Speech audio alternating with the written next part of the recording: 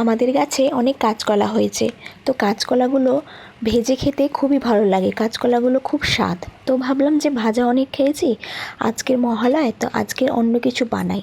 তো কাঁচকলাগুলোকে আমি আগে বয়েল করে নিয়েছি, তার সাথে তিনটে কাঁচকলা নিয়েছি আর দুটো আলু বয়েল করে নিয়েছি, নিয়ে ম্যাশ করে নিয়েছি, করে তাতে বেসন, গরম মশলা গুঁড়ো, আদা, কাঁচা লঙ্কা বাটা, ঘি, চিনি, নুন দিয়ে ভালো করে মেখে আর মানে মানে বড়া টাইপের ভাজা হয় যেমন গোল গোল আকারে একটু চ্যাপ্টা চ্যাপ্টা করে ভালো করে 10 মিনিট 20 মিনিট মতন আমি ফ্রিজে রেখে দিয়েছিলাম। তারপর তেল গরম করে তাতে ডিপ ফ্রাই করে নিতে হবে, আর এটা হাই ফ্লেমেই ভাজা হবে, নাহলে কিন্তু লেগে যাবে।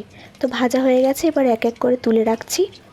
তুলে রেখে ওই তেলেই অল্প ঘি দিয়েছি, দিয়ে তেজপাতা, শুকনো লঙ্কা ফোড়ন দিয়ে আলুগুলো এরম ডুমো ডুমো করে কেটে আর ভালো করে ভেজে নিয়েছি। ভাজার পর এবারে যে মশলাটা আদা, কাঁচা লঙ্কা, জিরে গুঁড়ো, হলুদ গুঁড়ো আর গরম মশলা, নুন, চিনি দিয়ে ভালো করে আর সাথে টক দইও আছে, ভালো করে মশলাটা পেস্ট করে নিয়ে আর ভালো করে কষে নিয়েছি। কষানো হয়ে গেলে 10 মিনিট ঢেকে দিয়ে আমি কষেছি।